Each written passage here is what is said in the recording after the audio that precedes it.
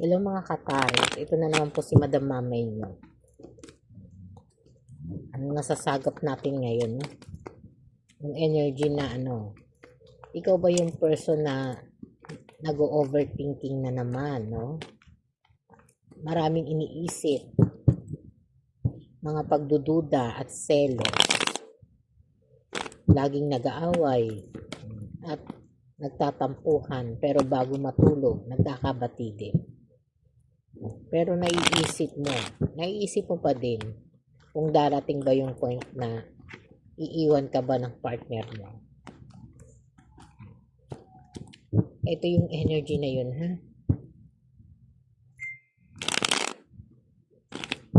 Minsan pa nga, tinataguan mo pa ng ng pera yung iyong partner para lang makaipon ka dun sa mga luho mo o sa mga gusto mong bilhin. Ito po yung energy mo. At kung sa mga naman dyan, pag nag-resonate po sa inyo to, ito po ay para sa inyo. Sa hindi naman, marami naman tayong video na pwede ninyong panoorin. Salamat din po sa lahat ng nagpa-follow, no? Sa mga interested magpa-private reading, like na lang po dyan sa description box. At kung gusto naman ninyo sa live, pwede naman tayo sa TikTok, ha? Okay po. Salamat po.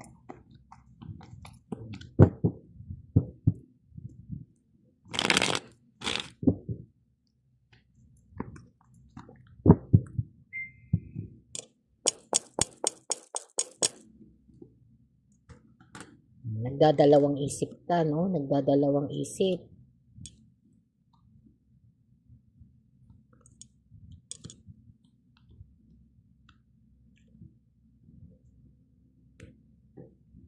Nagdadalawang isip palagi, no? At dito, no, sinasabi pa rin dito, no, parang ikaw yung sitwasyon, no? Ikaw yung tao, no, na talagang mabilis mag-isip, malalim mag-isip, no? Pag nag-isip talagang parang gusto mo agad may desisyon kang gagawin kahit hindi mo pa napag-aaralan. No, kahit hindi pa kayang i-balance ng emosyon mo, basta ginusto mo, nagagawan mo kaagad ng paraan para makapag-desisyon, no? Kaya parang dito, no, kay tama kay mali, no, nagdedesisyon ka na gusto mo lang, no? Kaya medyo dito bantayan yung mga desisyon para sa sarili, no? At ngayon, no, parang masyadong nagkakaroon ng ng family issue, no? Yung family issue, nagiging magulo masyado yung isip mo, no?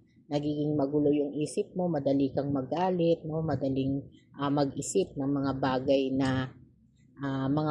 na hindi naman, no? Hindi naman kabuti-buti ay naiisip mo pagdating sa partner mo, no? At sinasabi pa rin po dito, no? Dahil meron tayong may mga pagbabago po, mga pagbabago na pwedeng mangyari sa relasyon nyo, no? Dahil sa ngayon nakikita natin yung tension na yung partner mo, no, ay hindi ka naman pinapatulan kahit dumadating sa panahon na umuwi siya, no? Umuwi siya tapos pagod na pagod, tapos ang sasabihin mo agad, no, ay saan ka na naman galing, no? Galing ka na naman sa iyong sabihin na nating babae mo o lalaki mo, ha? Kasi dito, no, parang ito yung mga emosyon, no, na parang sa tingin mo, sa palagay mo, no, sa tawag dito, no, sa ilusyon ng isip mo, merong nangyayaring kakaiba sa inyong pagsasama ng iyong asawa, ha? Kaya tuloy itong si person mo ay talaga namang nalulungkot, no? Parang pagdating niya mula sa trabaho ay talagang madalas kang moody, no? At napag-iinitan mo yung inis mo nalilipat mo sa partner mo. No, mas daling mag-init ang ulo mo, madali kang magduda, no? Maraming dahilan para magduda. At dito sinasabi pa rin po, no, na sa ngayon, no, sabi nga dito magdasal ka daw, magdasal para magkaroon ng maliwanag na isipan kasi laging gumugulo ang isipan, lagi kang napapaaway, no? Parang maliit na bagay lang, nagkakaroon ka na kaagad ng problema.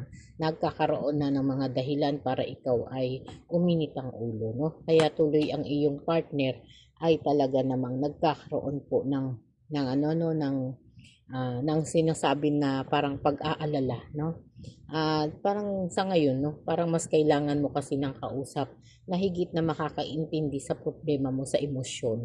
No, kasi parang ang bilis-bilis mong makatanggap ng ano no ng emosyon na galit, inis, no, wala kang tiwala, no. At andiyan yung panahon na parang kahit sa pagluluto ayaw mong tanggapin, no, parang andoon nabubuhos mo talaga yung galit mo, no. Ang dali mong mainis, daling mainis ha. Bakit mayroon kang parang ito yung new beginning ngayon, parang magiging ending to, no? Magiging ending ng lahat ng nangyayari, no? Parang hindi stable yung emosyon mo, no, sa ngayon. Kaya dapat yun yung mga bagay na kontrolin mo.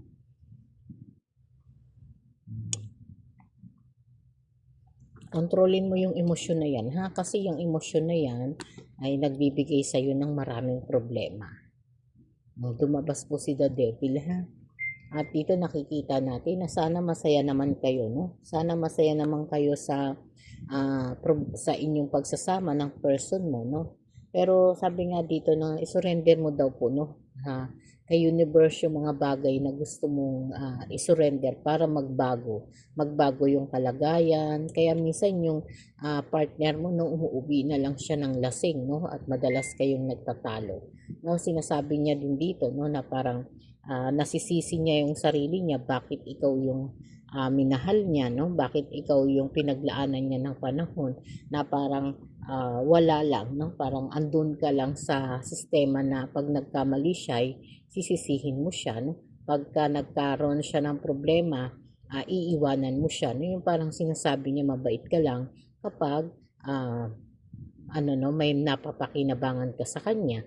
Ito yung mga emosyon na talagang iniiyak o kinakasama ng loob ng partner mo, ha. Nasa ngayon, no, na talagang nakakapag-isip siya ng mga bagay na nangyayari sa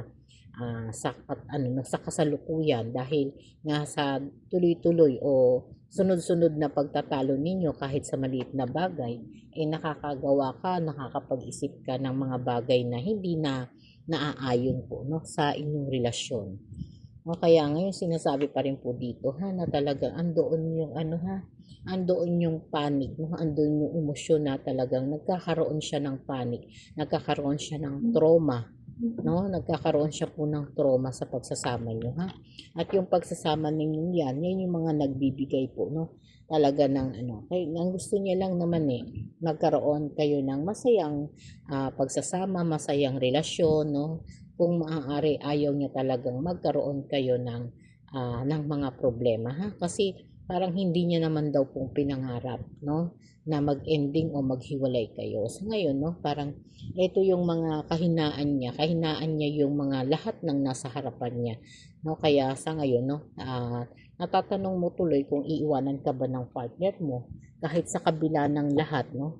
Kung sa kabila ng lahat nakakaramdam ka na ng pag-aalala na talagang maraming bagay, marami ka na ring tanong na talagang sumisiksik sa isipan mo, o maaari bang may mahanap siyang iba o ibang lalaki o ibang babae, no, na papalit sa iyo. May dito po, no, sinasabi pa rin na talagang andun yung possible na pwede hong mangyari yun, ha. Kaya sabi nga kontrolin mo daw po, no, kontrolin mo po yung iyong mga galit, yung iyong emosyon, yung iyong pagkainis, baguhin ang ugali, ha. Ito yung sinasabi, no. Pero sa mga naman kasi minsan nagkakapalito, resonate tayo ng mga ng mga energy, no. Pwedeng si person mo yung may ganitong attitude, no, hindi ikaw. Ikaw na lang po yung maglagay, no, sa base sa iyong kalagayan, ha. At sinasabi pa rin dito, no, nakakaramdam na raw siya ng pagod o nakakaramdam ka na ng pagod sa pagsasama ninyo na parang walang katapusan, no? Walang katapusang pag-aaway, pero sabi nga niya, no, ilalaban ka pa daw niya hanggat kaya niya. Hanggat may magagawa siya, titiisin niya. At hindi ka niya iiwanan sa kabila ng lahat, no? Baka dumating kasi sa point na di na siya, no, makapagpasensya at mapagod na siya, no? Ito yung epekto po sa inyo ng retrograde, ha? Kaya medyo habaan po yung pasensya at pag nakakaramdam na kayo ng mood swing, no, na nafe-feel ninyong iba na naman yung energy ninyo, ay kakalma kayo, ha? Kakalma at kalma, no? Kumbaga, mas ipaglaban nyo yung tama, mas ipaglaban nyo yung totoong respeto, ha, sa pag-ibig at sa isang relasyon, no, para maging matibay, matatag. Kumbaga, kahit anong bagyo, no, nakastanding pa rin ang relasyon ninyo at very stable, no? Kaya yun po yung dapat, ha?